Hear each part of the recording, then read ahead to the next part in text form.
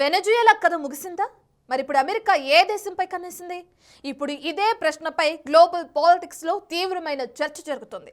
మరి నిజంగానే అమెరికా మరో దేశాన్ని కూడా తమ గుప్పెట్లోకి తెచ్చుకుంటుందా అంటే అవుననే అంటున్నారు. ఆ అవును అనేది ఎవరో కాదు, అమెరికా అధ్యక్షుడు డొనాల్డ్ ట్రంపే. ఇక దేశం కాదు, ఆయన ఏకంగా ఒక లిస్టే చెప్పారు. మరి నిజంగానే ట్రంప్ ఆ దేశాలపై దాడులు చేయబోతున్నారా? ట్రంప్ ఇమ్మీడియట్ గా ఏ దేశంపై దాడి చేసే అవకాశం ఉంది?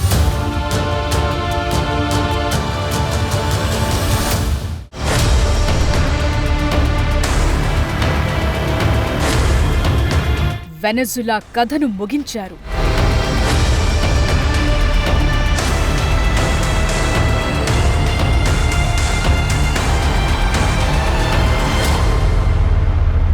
నికోలస్ మదురోను తీసుకొచ్చి నిర్బంధించారు.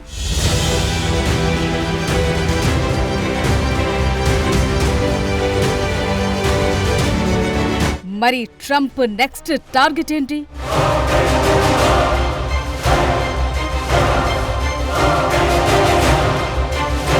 ఏ దేశంపై ట్రంప్ ఫోకస్ చేయబోతున్నారు?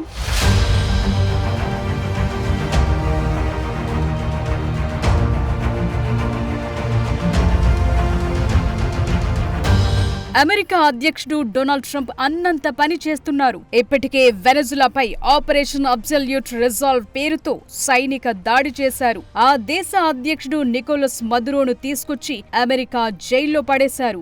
నిజానికి వెనజులాలో అప్రజాస్వామిక పాలన కొనసాగుతుందని, ఆ దేశం నుంచి అమెరికాకు పెద్ద ఎత్తున డ్రగ్స్ తరలిస్తున్నారంటూ రెండోసారి అధ్యక్ష పదవి చేపట్టినప్పటి నుంచి ట్రంప్ ఆరోపిస్తూనే ఉన్నారు. అదే సమయంలో దాడులు చేస్తామని వార్నింగ్ ఇస్తూనే ఉన్నారు. ఇప్పుడే మాటలను నిజం చేస్తూ ఓ స్పెషల్ ఆపరేషన్ చేపట్టి అన్నంత పని చేశారు. దీంతో వెనజులా కథ కంచికి చేరింది. అక్కడి పాలనను మేమే చూస్తామని, అక్కడి చమురుపై అమెరికన్ సంస్థలదే పెత్తనమని ఓపెన్ గా చెప్పేశారు కూడా ట్రంప్. నిజానికి ట్రంప్ చేసిన ఈ పనితో అమెరికా తలుచుకుంటే ఏమైనా చెయ్యగలదు అని ప్రపంచ దేశాలకు చెప్పకనే చెప్పింది.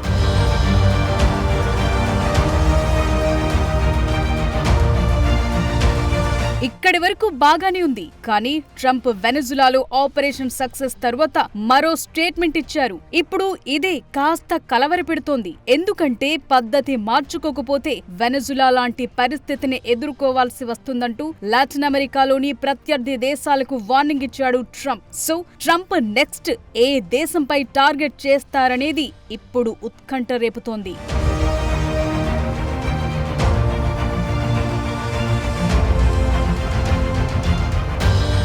ట్రంప్ ఇదే స్పీడ్ లో కంటిన్యూ అయితే నెక్స్ట్ ఏ దేశాన్ని టార్గెట్ చేస్తాడనే ప్రశ్న ఇప్పుడు మొదలైంది. దీనికి అందరూ ముక్త కంఠంతో చెప్తోన్న సమాధానం గ్రీన్లాండ్. ఇదేదో మాట వరుసకి చెప్తున్న మాట కాదు. ట్రంప్ ఇప్పటికే గ్రీన్లాండ్ కు సంబంధించి చాలా సార్లు ఓపెన్ స్టేట్మెంట్ ఇచ్చారు. ప్రస్తుతం డెన్మార్క్ పాలనలో ఉన్న గ్రీన్లాండ్ ను స్వాధీనం చేసుకుంటామన్నారు ట్రంప్. ఇప్పుడే వ్యాఖ్యలను మరింత బలపరిచేలా ఒక ఘటన జరిగింది. డొనాల్డ్ ట్రంప్ సలహాదారు స్టీఫెన్ మిల్లర్ సతీమణి కేటీ మిల్లర్ రీసెంట్ గా ఒక పోస్ట్ పెట్టారు. అమెరికా జెండా రంగుల్లో ఉన్న గ్రీన్లాండ్ మ్యాప్ ను సోషల్ మీడియాలో పోస్ట్ చేశారు. దానికి సూన్ అంటూ క్యాప్షన్ ఇచ్చారు. అంటే అమెరికా నెక్స్ట్ టార్గెట్ గ్రీన్లాండ్ అని చెప్పకనే చెప్పారా అనే డౌట్ ఇప్పుడు మొదలైంది.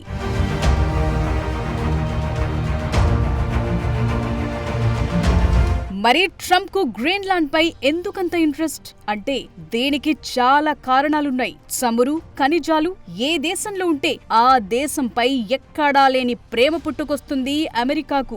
ఇది చరిత్ర చెప్తోన్న నగ్న సత్యం. వెనజులాలో ప్రజాస్వామ్యం, అక్కడి అధ్యక్షుడు నికోలస్ మదురో దుర్మార్గాలపై అంత ఫోకస్ చేయటానికి కారణం అక్కడ ఉన్న చమురు నిక్షేపాలే అనేది ఓపెన్ సీక్రెట్. ఇప్పుడు గ్రీన్లాండ్ విషయంలో కూడా ఇదే పాలసీ ఉన్నట్టు కనిపిస్తోంది. గ్రీన్లాండ్ అనేది ఓ మంచు ప్రాంతం. ప్రస్తుతం డెన్మార్క్ ఆధీనంలో ఉంది ఈ ప్రాంతం. అయితే ఇక్కడి మంచు కింద ఊహించని స్థాయిలో సహజ వనరులున్నాయి. స్మార్ట్ ఫోన్లు, ఎలక్ట్రిక్ కార్లు, ఆయుధాల తయారీకి అవసరమైన రేర్ ఎర్త్ మెటల్స్ గ్రీన్లాండ్ లో పుష్కలం. ప్రస్తుతం ఇలాంటి రేర్ ఎర్త్ మెటల్స్ పై చైనాది పెత్తనం. ఆ పెత్తనానికి తలొగ్గి చైనా విషయంలో కాంప్రమైజ్ అవుతూ వస్తోంది అమెరికా. అలా కాంప్రమైజ్ కాకుండా ఉండాలన్నా, చైనా ఆధిపత్యాన్ని అడ్డుకోవాలన్నా గ్రీన్లాండ్ అమెరికా కంట్రోల్లో ఉండాలి.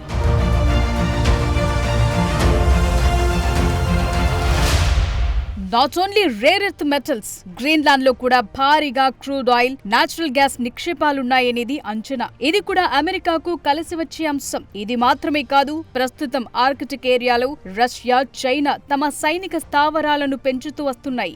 సో గ్రీన్లాండ్ తమ కంట్రోల్లో ఉంటే మంచు ఖండంపై ఈ రెండు దేశాల ఆధిపత్యానికి చెక్ పెట్టొచ్చనే ఆలోచన కూడా ఉంది.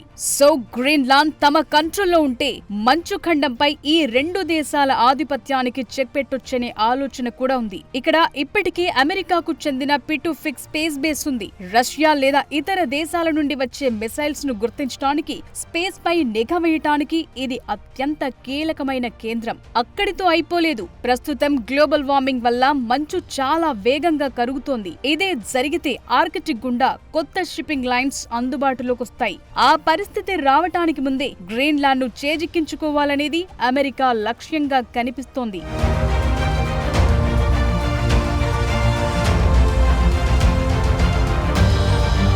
గ్రీన్లాండ్ ను అమెరికా చేజిక్కించుకుంటే ఎన్ని ప్రయోజనాలతో పాటు ట్రంప్ కు మరో లాభం కూడా ఉంది. అమెరికా చరిత్రలో తనకంటూ ఓ ప్రత్యేకత ఉండాలనేది ఓ కోరిక. పేరు ప్రఖ్యాతలంటే ట్రంప్ కు ఎంత పిచ్చో ఇప్పటికే నోబెల్ పీస్ డీల్ విషయంలో చూశాం. 1867లో అమెరికా రష్యా నుంచి అలస్కాను కొనుగోలు చేసింది. తాను కూడా గ్రీన్లాండ్ ను కొనుగోలు చేసి అమెరికా భూభాగాన్ని విస్తరించిన గొప్ప అధ్యక్షుడిగా మిగిలిపోవాలనేది ట్రంప్ ఆలోచనగా కనిపిస్తోంది. మరి ఇది అంత సులువ అంటే కానే కాదని చెప్పాలి. ఎందుకంటే డెన్మార్క్, గ్రీన్లాండ్ ప్రభుత్వాలు ట్రంప్ కు ఎప్పటికప్పుడు కౌంటర్ వేస్తూనే ఉన్నాయి. గ్రీన్లాండ్ నాట్ ఫర్ సేల్ అంటూ ఖరాఖండిగా చెప్తూ వస్తున్నాయి. వెనజులా ఇష్యూ తరువాత గ్రీన్లాండ్ పై కూడా అలాంటి ఆపరేషన్ చేపట్టే అవకాశం లేకపోలేదనే చర్చ అయితే జరుగుతోంది. కానీ ఈ విషయంలో ట్రంప్ సైన్యాన్ని వాడకుండా టారిఫ్లను వాడే అవకాశం ఉందనే చర్చ జరుగుతోంది. ట్రంప్ అధికారంలోకి వచ్చిన తర్వాత తన ఫేవరెట్ ఆయుధంగా టారిఫ్ ను మార్చుకున్నారు. ఇప్పుడు ఈ ఆయుధాన్ని డెన్మార్క్ పై ఉపయోగించే అవకాశం ఉంది. డెన్మార్క్ నుంచి అమెరికాకు వచ్చే ఫార్మాస్యూటికల్స్, యంత్రాలు, ఆహార ఉత్పత్తులపై భారీగా టారిఫ్లు పెంచి ఒత్తిడి పెంచే అవకాశం ఉంది. గ్రీన్లాండ్ ఇవ్వకపోతే మిమ్మల్ని నాశనం చేస్తామని చెప్పకనే చెప్పే అవకాశం లేకపోలేదు. డెన్మార్క్ పై సైనిక ఆపరేషన్ నిర్వహించే ఛాన్స్ లేదు. ఎందుకంటే డెన్మార్క్ అనేది నాటోలో సభ్యదేశం. నాటో సభ్యదేశం కావటంతో అమెరికా అక్కడ మిలిటరీ బేస్లను ఏర్పాటు చేసి రక్షణ ఇస్తున్నట్టు కలరింగ్ ఇస్తోంది. ఇప్పుడు తాము ఇస్తోన్న రక్షణకు ఎక్కువ చెల్లించాలని డిమాండ్ చేసే అవకాశం లేకపోలేదు. అమెరికా మరో పని చేసే అవకాశం కూడా లేకపోలేదు. డెన్మార్క్ను విడిపోయి అమెరికాలో కలిసిపోవాలనే ప్రజల అభిప్రాయాన్ని మార్చే పని కూడా ఇప్పటికే చాలా రోజుల ముందు నుంచే జరుగుతోందనే ప్రచారం ఉంది. మరి ఈ విషయంలో ట్రంప్ ఏం చేస్తారో చూడాల్సి ఉంది.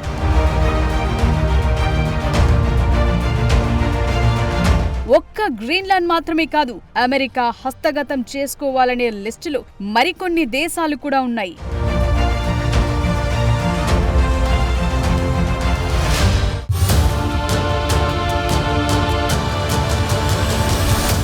గ్రీన్లాండ్ ఎందుకు ముఖ్యమో, అమెరికాకు ఎంత అవసరమో చెప్పుకున్నాం కదా. ఇప్పుడు మిగతా దేశాలను చూద్దాం.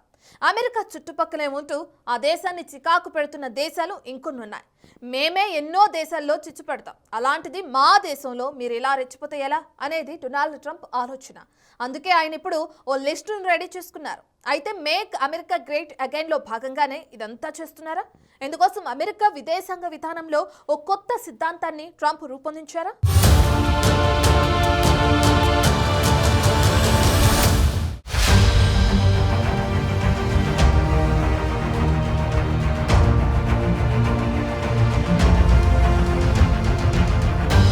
ఒక్క గ్రీన్లాండ్ మాత్రమే కాదు, అమెరికా అధ్యక్షుడు డొనాల్డ్ ట్రంప్ ఫోకస్ చేసే దేశాలు ఇంకా ఉన్నాయి. వెనజులా సైనిక ఆపరేషన్ ముగిసిన తరువాత ట్రంప్ నోటి వెంట ఆపరేషన్ కొలంబియా అనే మాట వినిపించింది.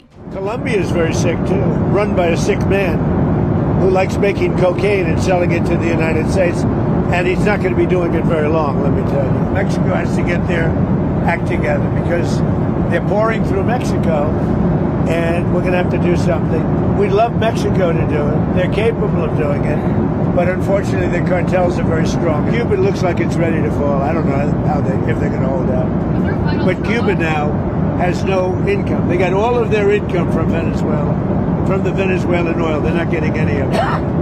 And Cuba literally is ready to fall. And you have a lot of great Cuban Americans that are going to be very happy about this. Air force 1 లో ప్రయాణిస్తూ Trump చేసిన comments ఇవి. అయితే Trump ఈ comments చేయటం వెనుక కొన్ని reasons కనిపిస్తున్నాయి. వెనజులాపై అమెరికా దాడిని కొలంబియా అధ్యక్షుడు గుస్టావో పెట్రో తీవ్రంగా ఖండించారు. నిజానికి ఆయన అమెరికా విధానాలను విమర్శిస్తూ వస్తున్నారు కూడా. దీంతో అమెరికాకు కొలంబియాకు మధ్య విభేదాలు పెరుగుతూ వస్తున్నాయి. ఇదే సమయంలో ట్రంప్ నోటి నుంచి ఆపరేషన్ కొలంబియా అనే మాట రావటంతో తమ టార్గెటెడ్ కంట్రీస్ లిస్టులో కొలంబియాను కూడా చేర్చారా అనే చర్చ మొదలైంది.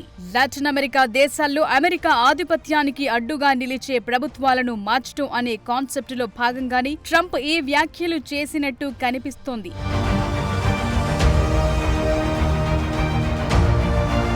కొలంబియా మాత్రమే కాదు, ట్రంప్ నోటి నుంచి వచ్చిన మరో 2 దేశాల పేర్లు మెక్సికో, క్యూబా. మెక్సికోలోని డ్రగ్ కార్టెల్స్ ను ఇంటర్నేషనల్ టెర్రరిస్ట్ ఆర్గనైజేషన్స్ తో పోలుస్తున్నారు ట్రంప్. ఇక క్యూబాలో ప్రస్తుతం ఉన్న ప్రభుత్వం, వెనజులాలో నిన్న మొన్నటి వరకు మదురో ప్రభుత్వానికి చాలా మద్దతు ప్రకటించింది. సో ట్రంప్ ఈ 2 దేశాలను శత్రు దేశాలుగానే భావిస్తున్నారు. అంతేకాదు, Maduro internal security team, Cuba intelligence team కనుసన్నల్లోనే ఉంటుందనే సమాచారం ఉంది. సో మదురోకు ఇన్ని రోజుల పాటు ఫుల్ సపోర్ట్ ఇచ్చింది క్యూబానే అని భావిస్తోంది అమెరికా. ఇది మాత్రమే కాదు, క్యూబా అమెరికా శత్రుత్వం ఇప్పటిది కాదు, దశాబ్దాల నాటిది. అమెరికా పక్కనే ఉంటూ అగ్రరాజ్యానికి కొరకరాని కొయ్యగా మారిన దేశం క్యూబా. అందుకే సందట్లో సడేమియా అన్నట్టుగా పనిలో పనిగా క్యూబాలో కూడా తమకు అనుకూలమైన ప్రభుత్వాన్ని తీసుకురావాలి అనేది అమెరికా ఆలోచనగా కనిపిస్తోంది.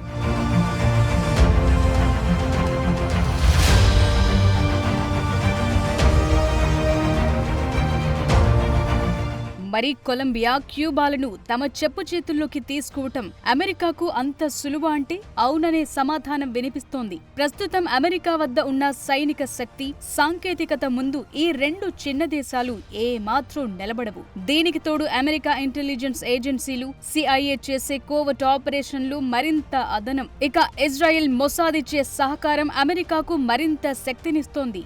సో నిజంగానే ట్రంప్ దాడులు చేయాలి, ఆ దేశాలను తమ చెప్పు చేతల్లోకి తీసుకోవాలంటే పెద్ద కష్టమేమీ కాదు. కానీ దేశాలను చేజిక్కించుకోవటం ఎంత సులువో, ఆ తరువాత అక్కడి పరిస్థితులను తమకు అనుకూలంగా మలచుకోవటం అంత సులువు మాత్రం అస్సలు కాదు. అది చరిత్ర చెప్తున్న సత్యం. అందుకే ట్రంప్ అంత సాహసం చేయకపోవచ్చు అనే అభిప్రాయాలు లేకపోలేదు.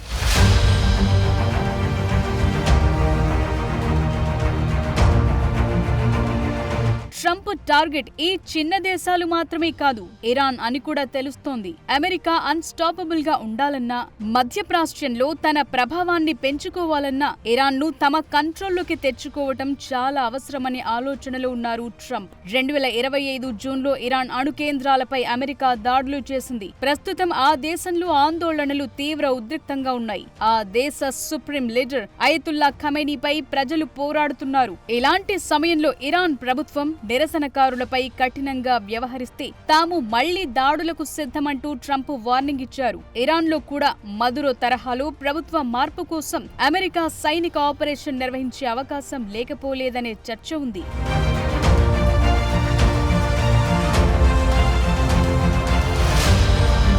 చూస్తుంటే అమెరికా విదేశాంగ విధానాన్ని మార్చే పనిలో ట్రంప్ ఉన్నట్టు క్లియర్ కట్ గా కనిపిస్తోంది. అమెరికా విదేశాంగ విధానంలో మన్రో సిద్ధాంతం అనేది ఒకటి ఉంటుంది. 1823లో అప్పటి అమెరికా అధ్యక్షుడు జేమ్స్ మన్రో దీన్ని రూపొందించారు. దీని సారాంశం ఏంటంటే అమెరికా ఖండంలోని దేశ వ్యవహారాల్లో యూరప్ దేశాల జోక్యం ఉండకూడదనేది దాని ఉద్దేశం. కానీ ఇప్పుడు టైం మారింది. ట్రంప్ ఇప్పుడు డాన్రోస్ సిద్ధాంతాన్ని రెడీ చేసినట్లు కనిపిస్తోంది. అప్పుడు యూరప్ దేశాలు జోక్యం చేసుకోకూడదు అంటే ఇప్పుడు రష్యా, చైనాలు అమెరికా సమీప దేశాల్లో జోక్యం చేసుకోకూడదు అనే కొత్త సిద్ధాంతాన్ని చెప్తున్నారు. వెనజులా, క్యూబా వంటి దేశాల్లో రష్యా, చైనాల జోక్యం ఉందనేది వాస్తవం. అందుకే అమెరికా ప్రయోజనాలకు వ్యతిరేకంగా పనిచేస్తే అమెరికా నేరుగా సైనిక చర్యకు దిగుతుందనే సందేశాన్ని ఇప్పుడు వినిపించారు.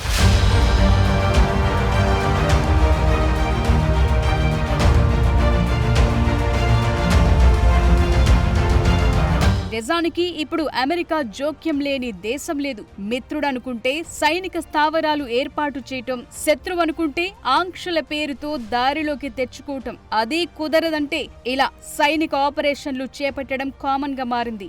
నిజానికి అమెరికా ఒకప్పుడు తన ఆత్మరక్షణ కోసం తీసుకొచ్చిన సిద్ధాంతం ఇది. కానీ ఇప్పుడు ట్రంప్ మాత్రం ఇతర దేశాలపై తన ఆధిపత్యాన్ని చెలాయించడానికి, ఆక్రమణలను సమర్థించుకోవటానికి వాడుకుంటున్నారనే చర్చ జరుగుతోంది.